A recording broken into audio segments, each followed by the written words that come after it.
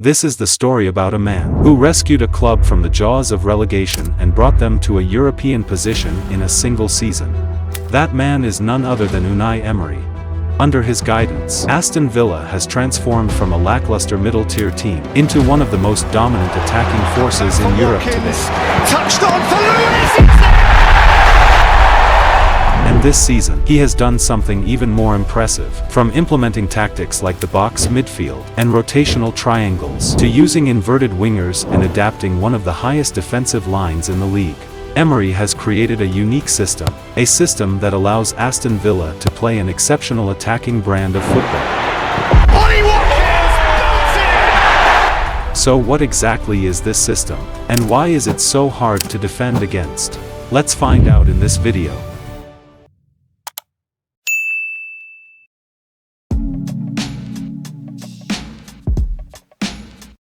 Under previous management, Aston Villa did not control possession during games as much, which caused them to be reactive and often on the back foot when playing against opponents who are proficient at ball playing. To combat this, Emery has implemented a box midfield at Aston Villa. He does this by starting off with a 4-4-2 setup. However, in reality the team structure more resembles a 4-2-2-2, where the two central midfield players drop deep to provide support during the build-up. The wide players drift into the narrow channels and the remaining attackers stay as high as possible to squeeze the opposition defense, with one of them sometimes drifting into a slightly wider position. This shape not only forms an overload in the build-up but also in the central areas, and it allows Aston Villa to consistently retain higher possession of the ball in the build-up as there are up to 6 players involved. These 6 players together create a number of triangular patterns, allowing Villa to use the third-man principle to retain possession.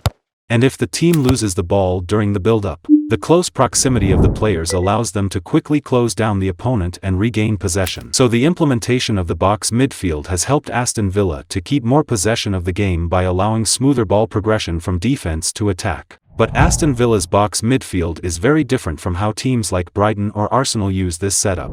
For example, Arsenal utilize the box midfield to progress the ball through the central channels then distribute it to the flanks. Which means that they use the wingers to provide width and stretch the opposition's backline during the build-up phase. In contrast, Emery doesn't focus on wide progression in the build-up phase, but instead focus on central progression, and with the two wide players going into an inverted position, Aston Villa are often left without attackers in the wide areas during the first phase of the attack. While this approach might seem unconventional, it allows Aston Villa to attack in a very unique way. Because the main role of Aston Villa's back 6 is to hold on to the ball for as long as possible, opposition often find themselves having to commit more numbers than usual in order to close them down. When this happens, it leaves a huge gap in the central areas which the wide attackers can then occupy. The aim is to hit a pass through the middle or over the top into these areas for the inverted winger to initiate the attack.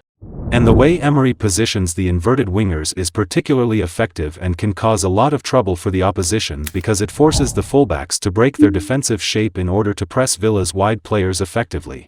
If the opposition fullback tightly follows the inverted midfielder, there is a space in behind for Watkins to drift outside and receive the long ball. He can hold up the ball or turn and move forward thanks to his physicality and his ability to hold off pressure. On the other hand, if the opposition fullback hesitates to leave his position, the winger can then receive the ball in between the lines.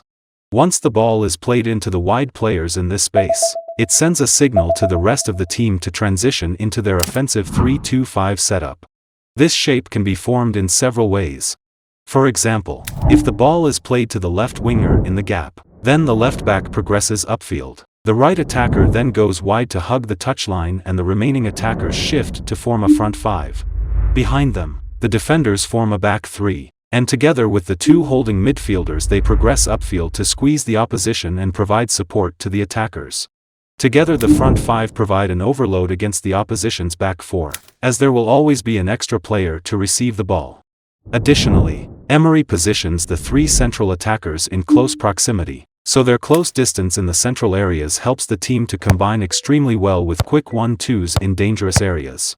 Their ability of exploiting these areas is essential to their style of playing as it forces the opposition to close the middle, which makes it easier to exploit spaces in the wide areas. Another way that Villa like to initiate the attack is through Ollie Watkins, who can drop slightly to receive a split pass from a defender and lay it off to one of the attackers in the middle or diagonally to the flanks. So far under Emery, Watkins has had a complete revival of his career. Even when he isn't scoring, he still does a great deal of important work for the team, and Emery values him immensely. He is not only strong in the air but also has good footwork and knows how to hold on to the ball. He also shows real intelligence in finding teammates when under pressure, while he is also quick and smart with his running. Emery has Villa playing out from the back almost religiously, and Watkins does an important job in moving opponents around the pitch and forcing the opposition's defense to retreat with his runs, which in turn gives his own teammates as much space to play out as possible. The movements he offers inside the penalty area are made to reach lower crosses or cutbacks delivered across goal. His explosiveness also makes him effective at reaching those played towards the front post, which he often does by impressively moving blindside of the first defender. Even though the team maintains a very high line on the front foot, squeezing the opposition as tightly as possible during the attacking phase, Villa are not a high-pressing team in defense. In fact, as soon as they lose the ball, the team will immediately reset to their 4-4-2 shape and wait for the opposition to launch the assault. The team doesn't focus on winning back possession in the attacking third but instead stick to the specific out-of-possession system that has been implemented by Emery. In this system, one of the holding midfielders step up to mark the opposition's defensive midfielder, while the other stays back and maintains the role of a pivot. This creates a diamond in the central areas. The aim of this diamond pattern is to eliminate opposition's central progression. And with the two attackers pressing the opposition's centre-backs and blocking the central passing lanes, the opposition is forced to go wide, where Villa's wide players can initiate an aggressive press on the opposition's fullbacks. The aim of this pressing system is to limit the passing options in the build-up and block any passes going forward, forcing the opposition to hit a long ball over the top, where Villa's backline will have the advantage due to their superior height and physicality.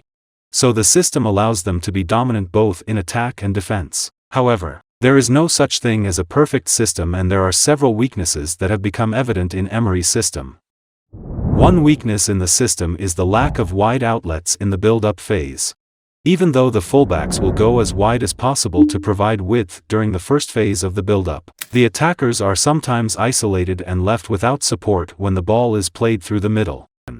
Another weakness in this system lies in the extremely high defensive backline that Villa have employed. While effective for catching the opposition offside, or forcing them to play a long ball, it can also be a double-edged sword. If the attackers are able to time their run perfectly, then they can be presented with a one-on-one scenario, and the team have already conceded few goals due to this high back line.